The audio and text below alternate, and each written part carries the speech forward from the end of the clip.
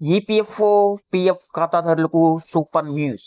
నేరుగా మీ అకౌంట్లోకి డబ్బులు. కేంద్రం బిగ్ డెసిషన్.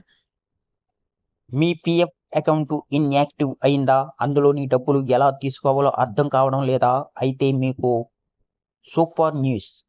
మీ పిఎఫ్ ఖాతాలోని డబ్బులు ఆటోమేటిక్గా మీ అకౌంట్లోకి రానున్నాయి.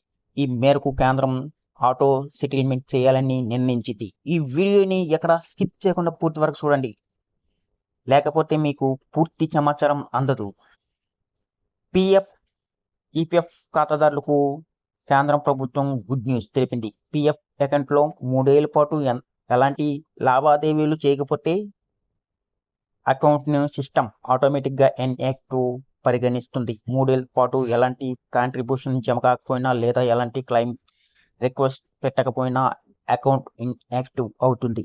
అకౌంట్ ఇన్యాక్టివ్ అయిన మీ పిఎఫ్ బ్యాలెన్స్ అమౌంట్ నేరుగా అకౌంట్లోకి రానుంది.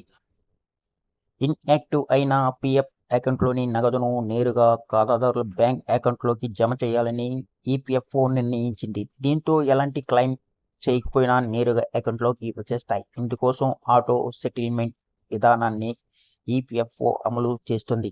తొలుత పైలట్ ప్రాజెక్టుగా దీన్ని అమలు చేసేందుకు సిద్ధమైంది. అయితే ఆటో సెటిల్మెంట్ విధానంలో డైరెక్ట్గా డబ్బులు పొందాలంటే కొన్ని షరతులు ఉన్నాయి. మీ ఆధార్తో పిఎఫ్ అకౌంట్ లింకు అయి ఉండాలి.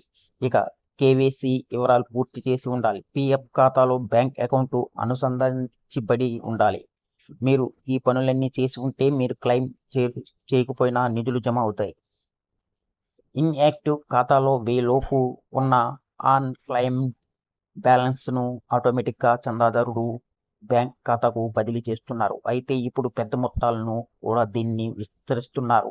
ఇక పేరు, డేటు ఆఫ్ బర్త్ వివరాలు మ్యాచ్ అవ్వకపోవడం, ఆధార్ వివరాలు తప్పుగా ఉండటం, ఒక ఉద్యోగి 2 యూఏఎన్ నెంబర్లు కలిగి ఉండడం, బ్యాంక్ అకౌంట్ అప్డేట్ చేయకపోవడం, యాజమాని ఎగ్జిట్ డేట్ను సరిగ్గా గుర్తించకపోవడం వల్ల నిధులు నిలిచిపోతూ ఉంటాయి.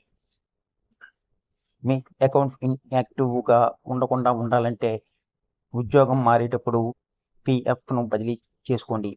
మీ యూఏఎన్ ఉద్యోగాలను అనుసంధానించబడి ఉందో లేదో చెక్ చేయండి. ఆధార్, బ్యాంక్ వివరాలు అప్డేట్ చేసుకోండి.